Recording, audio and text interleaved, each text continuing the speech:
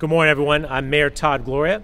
I'm joined today by San Diego Police Chief David Nisleit, as well as Michael Burbank from the Center on Policing Equity's Director of Law Enforcement Initiatives. We're here today to share the findings from the Center for Policing Equity's Policing Practices Analysis for the San Diego Police Department. Our police department commissioned this study because it was important to us to create a data-driven approach that will foster more equitable policing. With that introduction, I'd like to introduce Chief Nisleit to discuss more about how the report was procured. Chief? Thank you, Mayor Gloria. Good morning and thank you for being here. In 2019, the San Diego Police Department contracted with the Center for Policing Equity to analyze how our officers interact with the public. Today we are releasing our final report, its findings, and our plan to inform the community about the report. In previous years, there have been other studies of San Diego Police Department stop data. But what makes the Center for Police Equity differ from those is that this data is more robust and includes a larger number of stops. It takes into account crime rates, poverty rates, neighborhood demographics that contribute to the disparities. And it provides a companion page for the department on how to use this data to review policies and interactions. From the beginning, we anticipated that findings would likely show disparities and bring up pain felt by some of our colors of community. San Diego PD and I, as the chief, expect officers to act professionally every single day with every single contact. These disparities do not necessarily mean discrimination, but they do allow us to take a much deeper look into why they exist and how we can address them through procedural, operational, and strategic decision making. The Center for Policing Equity report will go further in, the Center for Police Equity will go further into the report findings here in a minute.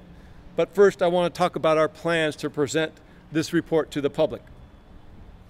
Over the next 2 weeks, San Diego Police Department and CPE will engage community members, City Council, and youth organizations about this report. On June 22nd at 5:30, we will host the first virtual community forum for all San Diegos to join and learn more about this report. On June 29th, we will present this report to the City Council. And lastly, on June 30th at 5:30, we will hold a virtual youth town hall to engage our youth community members. Each event will offer attendees the ability to submit questions in advance and ask questions during these sessions. We will also work with CPE to follow up with groups that request more information following the meetings. We are taking a community-centered approach to this report's release because we understand the significance that this has to our community members.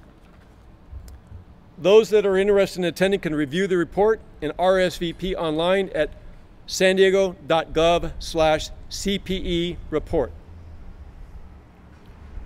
I also want to focus on that San Diego Police Department has not waited for this report to begin implementing change. Since last year, San Diego PD has made several changes on how officers interact with the community. We have created standalone policies for de-escalation, intervention duties, protests, and interactions with our transgender and non-binary individuals. We've revised procedures to make them even more clear.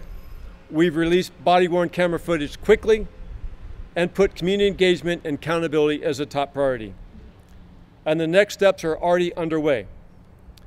San Diego PD has begun looking into stop and search data and breaking it down by neighborhood to better understand where stops occur the most and what is resulting from those stops. We have created a standalone unit, the Force Analysis Unit, to analyze and track uses of force in the department and identify areas for improvement. And we're working with the Mayor and City Council to look at other training and policy modifications. San Diego Police Department officers serve our communities proudly, and we want to make sure we have the trust to back that. I look forward to the conversations that we'll have in the coming weeks about this report and how we are evolving as a community or as an organization. I want to recognize the Center for Policing Equity and their entire team for being a great partner in this effort. They have been accessible to our department throughout this process, and this report will serve us well into the future.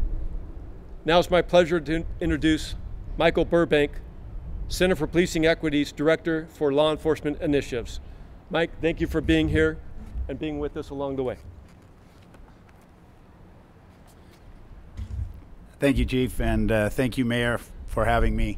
It's a pleasure to be here in San Diego and report on some of the findings of the report and really some plans moving forward on what the San Diego Police Department and the community of San Diego can do with that report. So first, I'd just like to tell you a little bit about the Center of Policing Equity. We are a community-centered research organization with the goal of ending racial disparities in public safety. The National Justice Database Project is the first database that captures police behavior. We partner with other police departments across the nation. They provide us data. We can use that data then to look at trends, national trends across the country. We can look at different aspects of the data provided to really get a good feel for what's going on in policing and how communities are being policed across the country. So we are funded by the National Science Foundation, TED Talks, and other donors. The important thing about working with CPE is that we are a neutral organization. We weren't hired by the police department. We partner with the police department to gather their data and do an analysis and move forward with the report. So with our funding that we have at CPE, the National Justice Database Program is free of charge to the police department. So that relieves the concern that the police are paying an organization that will give them a report that they want to hear. We're totally independent. And our report is based on our findings that we found through careful analysis. We partnered with San Diego Police Department in 2019. We examined and analyzed their data to identify any racial disparities in vehicle stops, pedestrian stops, or use of force. The three goals of this project were to examine whether some groups in San Diego experience more frequent or burdensome police contact than others. We wanted to identify any racial disparities in police interactions with the community and provide areas for further investigation that San Diego Police Department can use to address those disparities with the community's input on that. The Chief mentioned this is a community-centered project, and that's why we are holding those community meetings prior to our actual presentation of this report to the City Council in its entirety. The report will be made available today. It's on a digital format to allow for ease of evaluating the information and be able to navigate throughout the report. The report actually has two parts to it: the actual report itself and then a companion website that goes along with it. The report itself is actually a diagnosis. We look at it as a diagnosis of the problem. The companion website actually offers a treatment plan or solutions to those problems. So let's talk about some of the key findings of the report. After accounting for crime rates, poverty rates, and neighborhood demographics, Black people experience non-traffic stops 4.2 times as often as white people. Black people comprised 6.1% of the estimated residential population served by San Diego Police Department, but 22.6% of persons who were experiencing non-traffic stops were Black. Once stopped at traffic stops, Black people were searched 2.5 times as often as white people, and Latinx people were searched at 2.2 times as often as white people.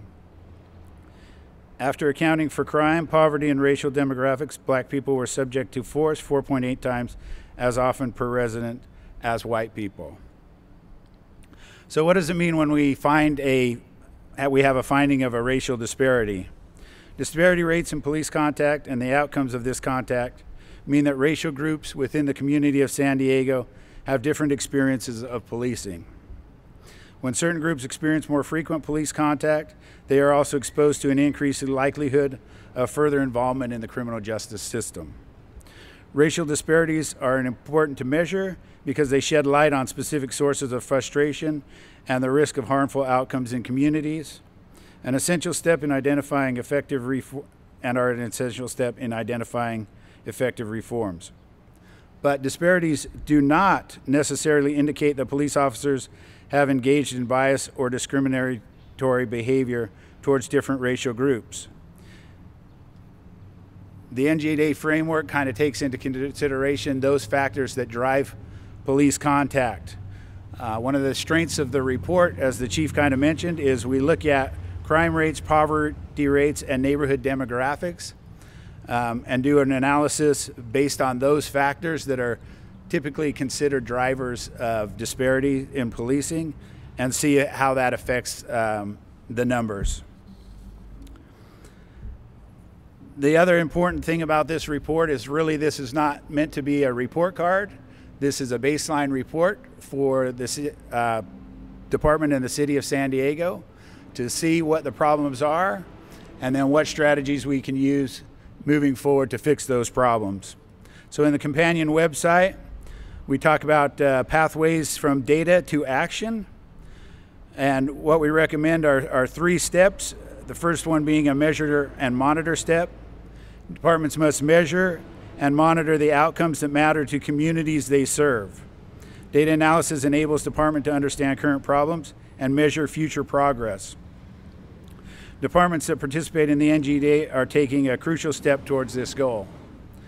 The second is investigate to learn more. Now that we've demonstrated where there are disparities, we want departments to investigate and learn as much as they possibly can about the situation in which that disparity is most severe and most often occurred, and take the steps necessary to mitigate those factors and reduce or eliminate those disparities. And finally, we ask them to identify the risk factors and develop targeted interventions. Departments should then examine the situations and investigate and identify risk factors that contribute to these disparities. After identifying potential risk factors, departments should partner with community to develop and implement targeted interventions to address the risk factors that are within their control.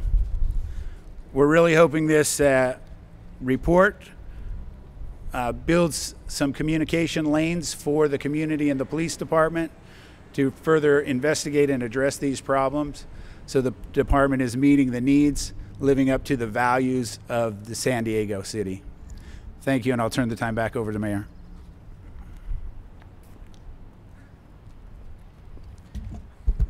Thank you, Michael, and thank you, Chief. Appreciate your work and the explanation of the report and its key findings.